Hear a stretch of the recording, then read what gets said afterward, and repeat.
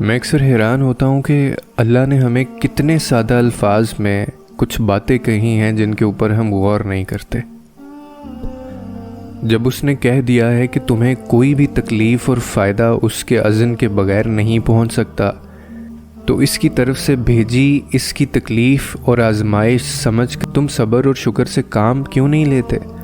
نماز سے اس کی مدد طلب کریں، توکل میں ثابت قدم رہیں تو کامیابی ہمیشہ ایمان رکھنے والوں کو ہی ملتی ہے، مل کر رہے گی آپ کو بھی، یہ اس کا وعدہ ہے، اور آپ یہ بھی جانتے ہیں کہ وہ وعدوں کے خلاف نہیں کرتا۔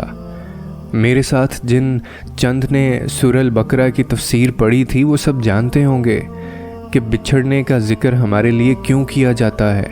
ہر وہ شے، ہر انسان جس کو آپ نے اپنے دل میں اللہ سے زیادہ اہمیت دی رکھی ہے، جس کی خاطر آپ احکام خداوندی کو چھوڑ دیتے ہیں، وہ آپ کا بچھڑا ہے۔